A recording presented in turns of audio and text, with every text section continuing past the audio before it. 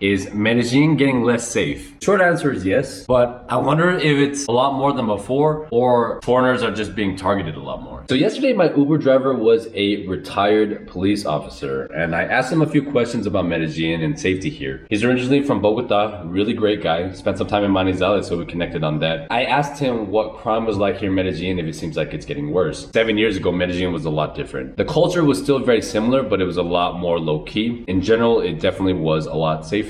I'm in Estadio right now doing a video for this apartment. Me walking around everywhere, it does feel unsafe, but sometimes when I come to Medellin, it feels more unsafe than others. I also think it depends on what I have like with me carried, if I'm with my wife or not, because when I'm with my wife, a lot of times, I'm a little more, I guess, paranoid because, I want to protect her. Overall, just like getting robbed on the street or something happening to you. The thing with Medellin is that could happen at any moment. You can like avoid it by not walking alone in the streets at night, trying to avoid places where there are a lot of like motos driving around everywhere, because that's the most common MO. Two guys on a moto will come and they'll rob you in a minute or less, or a couple of people walking on the street, they'll pull a knife on you. If you move correctly, there's a lot less chance of it happening. In Poblado, because of how the hillies are, most of the buildings have porteros. You need a pretty much taxi everywhere, so I actually think in like the hills is actually pretty safe. But in a place like here, Estadio or Laureles, it's like a neighborhood. So if you're walking around at night, there are a lot of people going around in motos and stuff looking for people to rob. Inflation has affected a lot of like the local population. When I first got here 3 years ago to now, everything's like twice the price. Food, burgers, taxis, groceries at the store, but the wages haven't gone up that much. So it's good for us because the dollar is still relatively strong. But for them, I have no idea how Colombians live, especially on the minimum, which is like 60% of the people in Medellin. It feels impossible. So I understand why people would want to rob from other people. And I was asking the police officer, he was telling me that it's kind of in Medellin's culture, especially in the poor barrios. From like 12 or 13, they're already thinking about that mindset, how to rob other people. They already have a gun. Yes, foreigners get robbed, but a lot of times the poor people rob amongst themselves in their communities. This culture already existed before the foreigners got here. It just makes a lot more sense to rob a foreigner, so that's why people do it now. The problem with Colombia is that the justice system here is not strong enough. So how it works is like, okay, let's say a guy gets arrested, he goes to jail, and then they have to go to court. The judge will normally favor the delinquent rather than the victim, because a lot of the people committing the crime are younger, right? And because of like human rights, laws are so loose here, a lot of people take advantage of it. I've heard that if they're Venezuelan and they get arrested, if they don't have papers, Colombia technically can't do anything, so they just get let back out into the street. And one thing that I love about Muslim countries and I respect about them is that the punishment is so high. So let's say you steal, right? And then they'll cut your hand. In my opinion, that level of strictness is required to make the society safe. And there's a lot of corruption within the police officers, I guess, on the street. Even though personally I haven't had a bad experience with police officers. I've had a couple of court cases and it just takes forever. The process is so inefficient. It feels like the people here don't really take the law that seriously. So when you combine all of that, it just kind of leads to the situation that you have in Medellin now. The city is small, but it's very populated. So it's very easy to be like anonymous here, whereas in Manizales, you kind of have a reputation. So because of that, I think just big cities attract a lot of these criminals. It's just a lot easier to get away with. I think with the influx of foreigners coming into Medellin, it seems like there's a lot more crime happening, but I think it's just because there's a higher amount of foreigners. But I don't know if like the actual percentage is higher than it was before. I think here in Laureles, in the parts where there's a lot of foreigners, it does feel a little less safe. But when I stayed in Belén, my wife, that part actually felt pretty solid, pretty safe. And I think just in general, like Medellin people are very friendly. All the taxi drivers and people on the street, like just talking to everybody. It's kind of like you get the best and the worst out of people. You'll meet some of the best people in your life here in Medellin, but then you'll have some of the worst criminals who don't care to kill you on the street. Like that economy is what makes Medellin so interesting. I think that's why it's such an amazing place.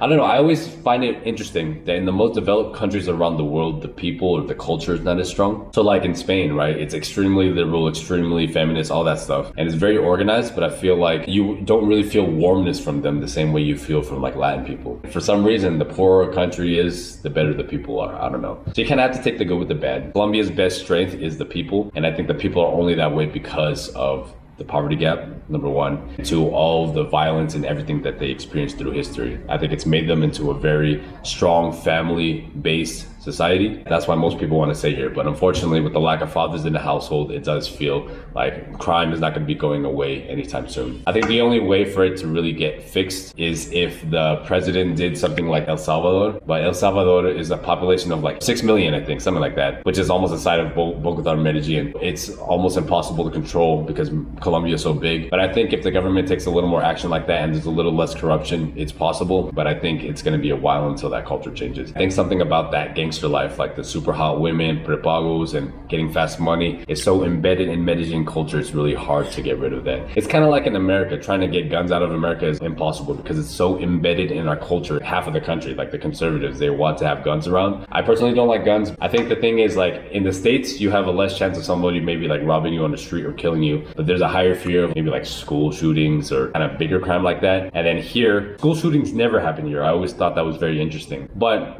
they'll rob and potentially kill you if you're walking around on the street. So that's kind of the trade-off. Now, there's no perfect place in the world. Got to take the good with the bad. Do you guys think it's still safe in Medellin? How does it compare to the States? I am working on my moving to Colombia course. It's going to be a straight up guide from everything that you need, from moving here to learning Spanish, to meeting people, to setting up an apartment, your visa situation. It's going to be the most detailed guide of living in Colombia that you'll find on the internet. It's currently in the research phase, but if you're watching this after April 2023, it will be out already. I'm going to put the link in the description down below. The first 15 people will get it at a huge discount plus a consultation, and I think it's going to go in phases depending on the demand. And second phase is going to be a certain price, but if there's a high demand, the price may even go up. So watch out for that. If you guys have any suggestions or any topics that you want me to cover, fill out the survey or leave a comment down below. Thanks.